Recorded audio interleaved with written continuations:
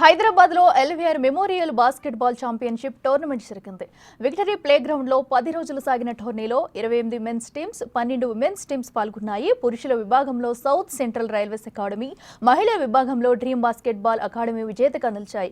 ఏటా ఈ టోర్నీని నిర్వహిస్తామని తెలిపారు Telangana basketball association president Ravula Sridhar Reddy. ఈ టోర్నీలతో ఇప్పటికీ 4 అమ్మాయిలు, 2 అబ్బాయిలు నేషనల్ అకాడమీకి సెలెక్ట్ అయ్యారని తెలిపారు. బాస్కెట్బాల్ క్రీడల్లో తెలంగాణ రాష్ట్రాన్ని ముందుంచుతామని ఆశాభావం వ్యక్తం చేశారు ఆయన.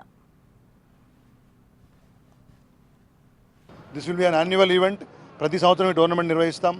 ఈసారి 28 మెన్ టీమ్స్, 12 విమెన్ టీమ్స్ ఇక్కడ పార్టిసిపేట్ చేశారు. ఇవాళ ఫైనల్ జరుగుతూ ఉంది.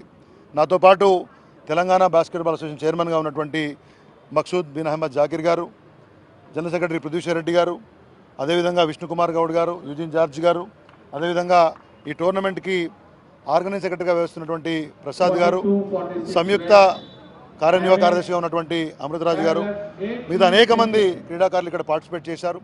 8 రోజుల పాటు ఈ యొక్క గ్రౌండ్లో బ్రహ్మాండంగా బాస్కెట్బాల్ ఛాంపియన్షిప్ జరిగింది. 500కు పైగా క్రీడాకారులు పార్టిసిపేట్ చేశారు. నిన్ననే తెలంగాణ నుంచి 4 అండర్ 16 కేటగిరీలో 4 గర్ల్స్, 2 బాయ్స్ భారత కోచింగ్ క్యాంప్కి, ఇండియన్ క్యాంప్కి సెలెక్ట్ అయ్యారు. వాళ్ళు ఇండియన్ టీం కూడా అండర్ 16లో మరి సెలెక్ట్ అయ్యే అవకాశం ఉంది. రాబోయే రోజుల్లో తెలంగాణ బాస్కెట్బాల్ అసోసియేషన్ ఆధ్వర్యంలో తెలంగాణ రాష్ట్రాన్ని భారతదేశంలో బాస్కెట్బాల్లో నెంబర్ 1గా నిలిపే విధంగా కృషి చేస్తాం. ఇటువంటి టోర్నమెంట్లు అనేకమైనవి నిర్వహిస్తాం.